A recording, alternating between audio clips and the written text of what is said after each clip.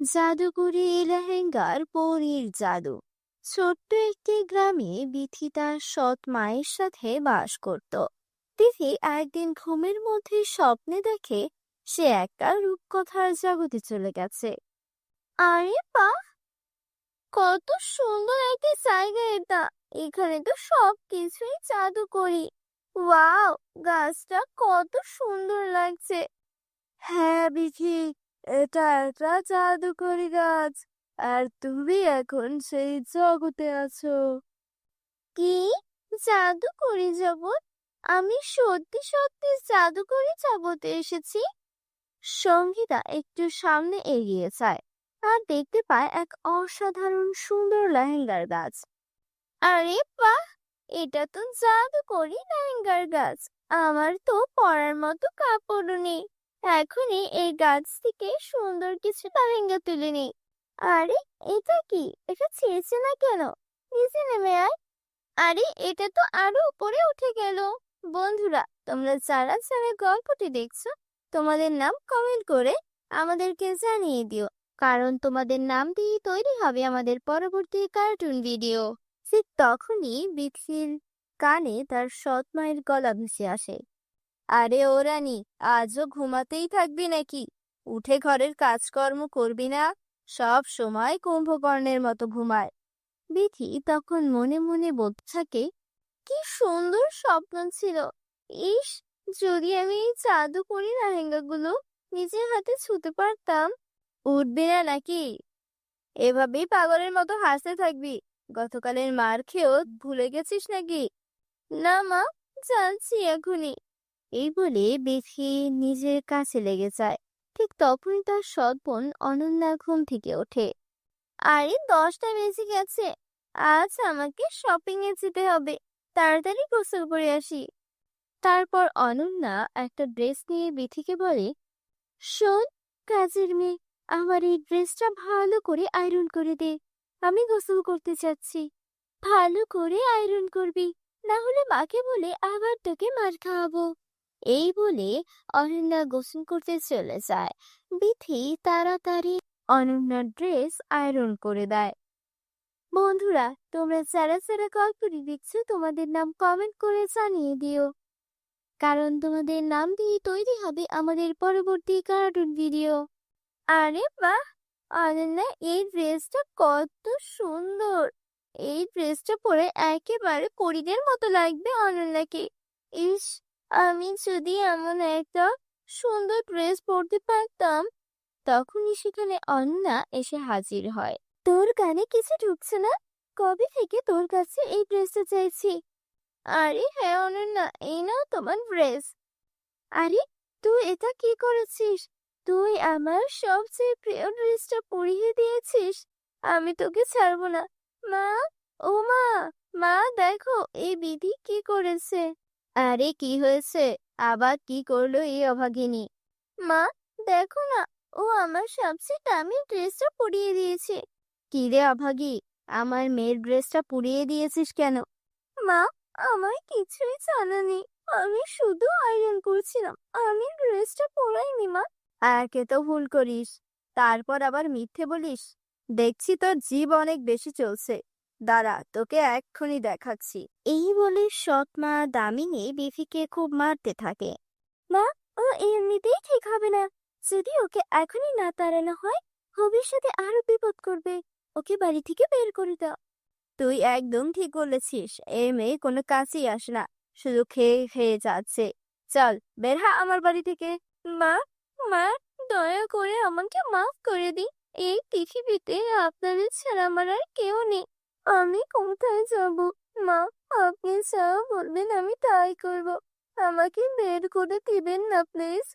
মা, ওর কথায় বিশ্বাস করো না, না হলে আবারও এই ভুল করবে। ঠিক আছে, আমি তোকে এক শর্তে এই বাড়িতে থাকতে দেব। তুই বাইরে গিয়ে কাজ করবি, আর নিজের উপার্জনের টাকায় আমার মেয়ের জন্য একদম সেই রকম ড্রেস কিনে আনবি। তখনই তোকে এই বাড়িতে আশ্রয় দেব। আমি এখন কোথায় যাব? কিন্তু আমি বুঝতে পারছি না, ড্রেসটা আমি পরাইনি। আমি নিজ হাতে ওটা আয়রন করেছিলাম, আর ওটা হঠাৎ করে পড়ে গেল কিভাবে? এখন আমি সেই রকম আরেকটা ড্রেস কোথায় থেকে আনবো? বিথি সারাদিন কাজ খুঁজেও এখানে ওখানে ঘুরে বেড়ায়, কোথাও কাজ পায় না। এক দোকানের সামনে গিয়ে বলে, মালকিন, আপনার দোকানে কোনো ছোটখাটো কাজ হবে? না, এখানে কোনো কাজ নেই। কে জানে কাজের অজুহাতে দোকান থেকে কিছু চুরি করে পালিয়ে যাবে নাকি। তোর চেহারা তো ঠিক ভিখারিনীর মতো, চল এখান থেকে। সবার কাছ থেকে বিথি অপমানিত হয়।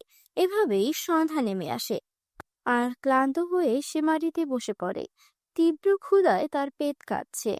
ক্ষুধার জন্য মনে হচ্ছে পেটের মধ্যে ইঁদুর দৌড়াচ্ছে।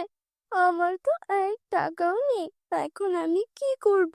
ঠিক তখনই তার কানে মন্দিরের ঘন্টার শব্দ আসে। লাখ লাখ ধন্যবাদ ভগবান, তুমি আমার খাবারের ব্যবস্থা করেছো। তারপর বিথি মন্দিরকে কিছু প্রসাদ নেয়, আর ওই গাছের নিচে বসে খেতে শুরু করে। সে প্রথম লোকমাটি মুখে তুলতেই যাচ্ছিল, তখনই এক বৃদ্ধ ভিখারিনী এসে বলে, মেয়ে, আমি অনেক দিন ধরে কিচ্ছু খাইনি। আমি খুব ক্ষুধার্ত, একটু খেতে দে মা, তোর দোয়া লাগবে, আমাকে সাহায্য কর মা। মা, এই নে, এই খাবার আপনি খান। বেঁচে থাক মা, ভগবান যেন তোমার সব সময় সাহায্য করে।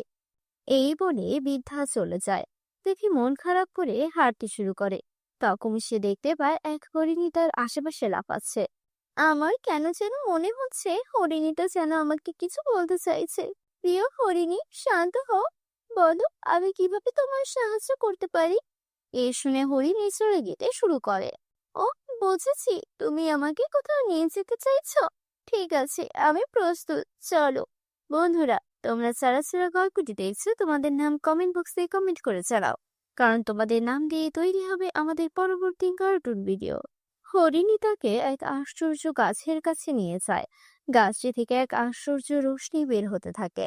দেখতে দেখতে সেই গাছটি জাদুকরি রাহেঙ্গার গাছে রূপান্তরিত হয়, আর হরিণটি এক সুন্দর পরীতে রূপ নেয়।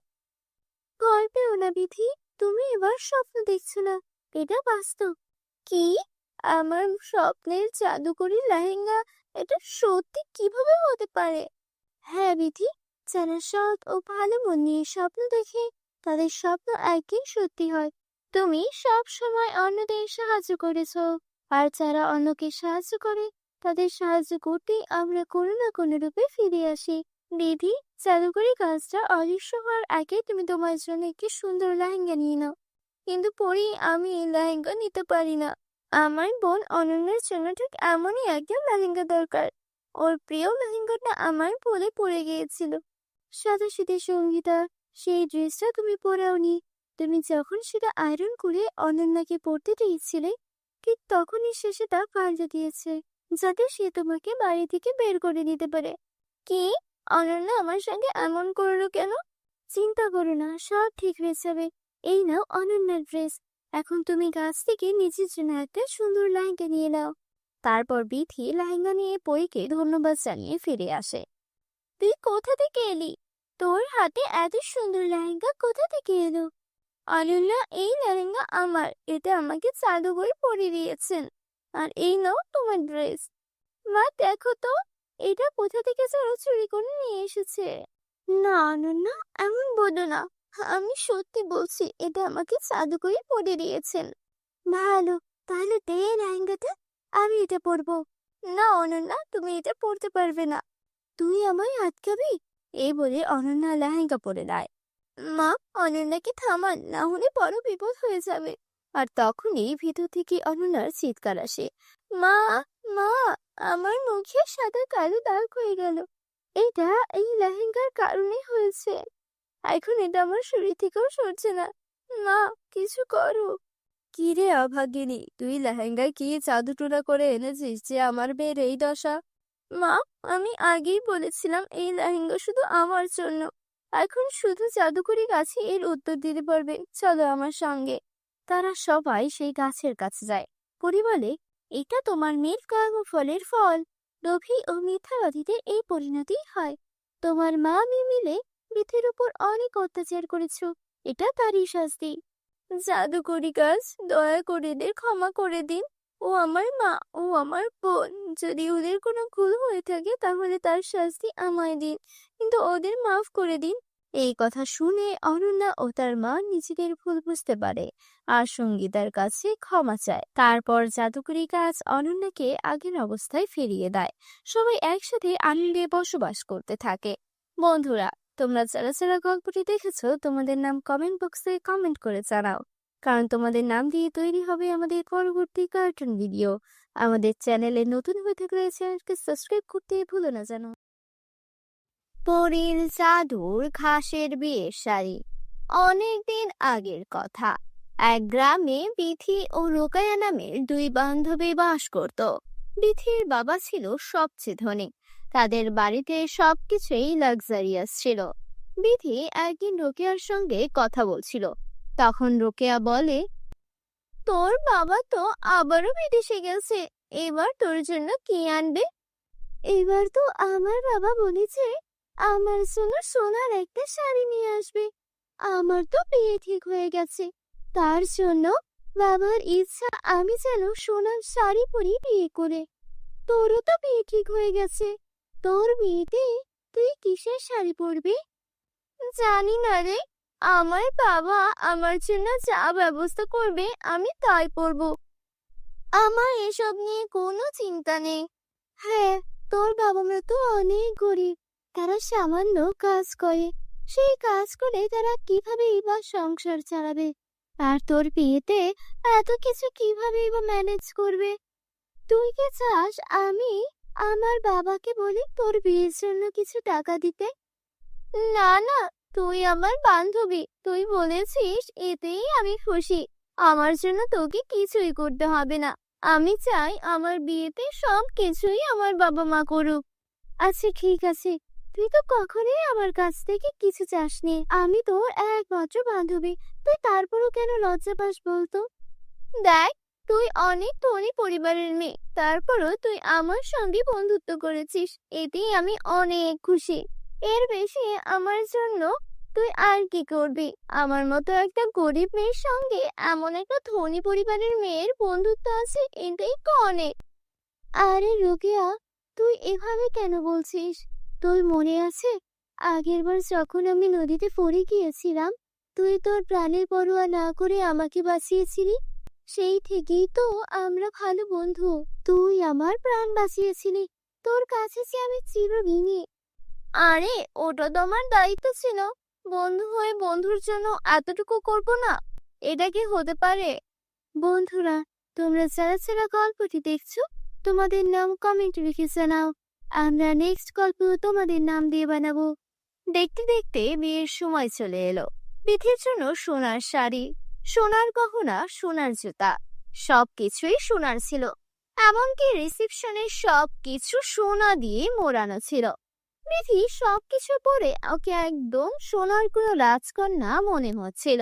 বিয়ের সবকিছু অনেক জাঁকজমকপূর্ণ ছিল। এই সব কিছু দেখে রোকেয়ার চোখে পানি চলে এলো। মিথির জীবনে কত আনন্দ! ও এত দামি দামি শাড়ি, দামি গহনা আর কত লাক্সারিয়াস লাইফ লিড করে।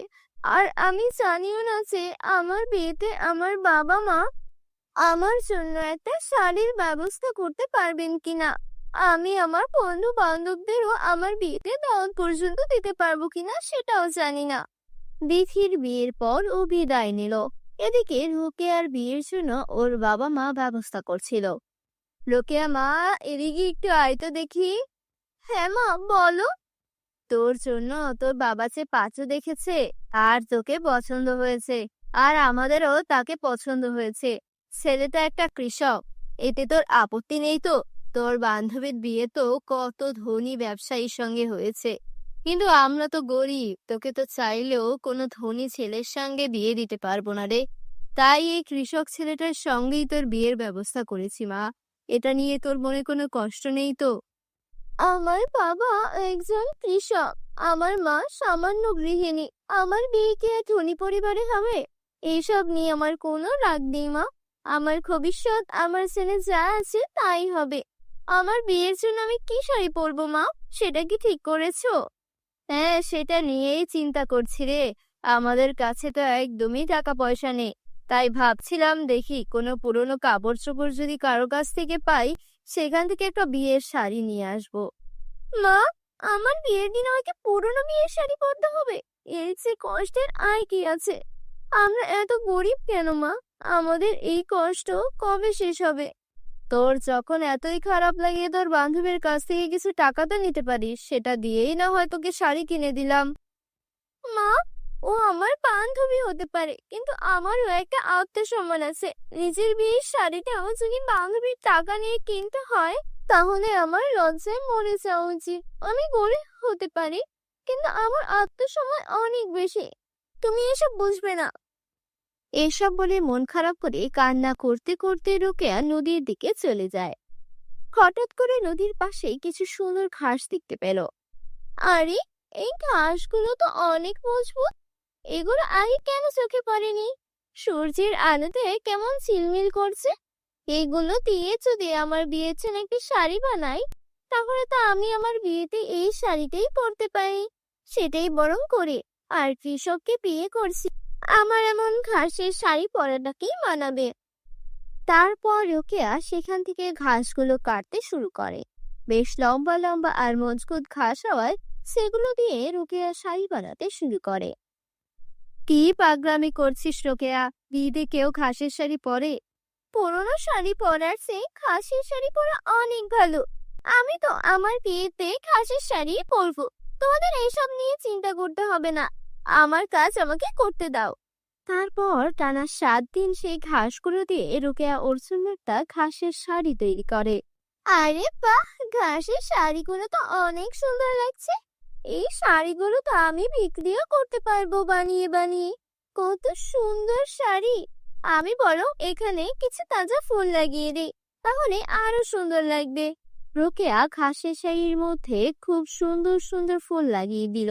সেটা একদম গর্জিয়াস ডিজাইনের শাড়ি লাগছিল। রোকেয়ার বিয়েতে ওর কিছু বন্ধু বান্ধবকে দাওয়াত দিয়েছিল, আর সবকিছুই সাধারণ ছিল। না ওর কোনো সোনার গহনা ছিল, না কোনো ভারী কোনো সাজসজ্জা। রোকেয়া ঘাসের শাড়িটা পরে আয়নার সামনে গিয়ে দাঁড়ালো। আমাকে দেখতে খুব একটা ভালো লাগছে না। মানছি বিধি বিয়ের দিন সোনার শাড়ি পরেছিল, কিন্তু আমি না হয় ঘাসের শাড়ি পরলাম। এতে আর এমন কি? বিধি আমাকে দেখলে নিশ্চয় বলবে আমাকে অনেক সুন্দর লাগছে। ইস, আমিও যদি আজকে সোনার গহনা পরতে পারতাম, গলা ভর্তি কান ভর্তি, তাহলে আমাকেও হয়তো অনেক সুন্দর লাগতো। ঘাসের শাড়ির সঙ্গে সোনার গয়না, আমিও কি এসব ভুলভাল বলি? এতটুকু বলতে ওর গা ভর্তি সোনার গয়না চলে এলো। আরে, এসব কি হচ্ছে? আমি স্বপ্ন দেখছি নাকি? আমার গা ভর্তি সোনার গয়না কি করে এলো? তখনই সে ঘাসের শাড়ি থেকে আওয়াজ আসতে শুরু করলো। আমরা হলাম জাদুর ঘাস। তুমি আমাদেরকে দেখতে পেয়েছো কারণ তুমি ভালো মনের মেয়ে। আর তাই তুমি যখন এই ঘাসগুলো দিয়ে শাড়ি বানিয়েছো, এটা জাদুর ঘাসের শাড়ি হয়ে গেছে। তোমার যা যা ইচ্ছা আমাদেরকে বলো, সব কিছু হাজির হয়ে যাবে। পরিরাজ্যের জাদুর ঘাস আমরা। পরি যখন পৃথিবী দিয়ে উড়ে যাচ্ছিলেন, তখন তার ব্যাগ থেকে বীজ পড়ে আমাদের জন্ম হয়েছে। কি বলছো? আমি জাদুর ঘাসের শাড়ি বানিয়ে ফেলেছি? তাহলে আমি চাই আমাকে এখনই 10 লক্ষ টাকা দাও, যাতে আমি আমার বাবা মাকে ধনী করে দিতে পারি। এখনই দিচ্ছি। তখনই সেখানে 10 লক্ষ টাকা চলে আসে। রোকেয়া সেই টাকাগুলো নিয়ে প্রথমে বিয়েতে সব জাঁকজমকপূর্ণ অনুষ্ঠান করে। তারপর ওর বান্ধবীদেরকে খুব ভালো করে ট্রিট দেয়। আর তারপর চাঁদের ঘাসের শাড়ি থেকে টাকা চেয়ে নেয়, যেটা দিয়ে ওর স্বামীকে একটা ব্যবসা দাঁড় করিয়ে দেয়। রোকেয়া, তোমার কাছে তো অনেক টাকা আছে। তুমি চাইলে তো আমাকে ডিভোর্স দিয়ে একটা ধনী পরিবারের ছেলেকে বিয়ে করতেই পারতে। তুমি কেন আমাকে ব্যবসা করাচ্ছ?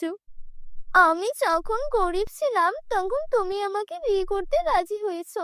এখন আমি ধনী হয়েছি, আমার কাছে টাকা আছে, তাই বলে কি আমি তোমাকে ভুলে যাব?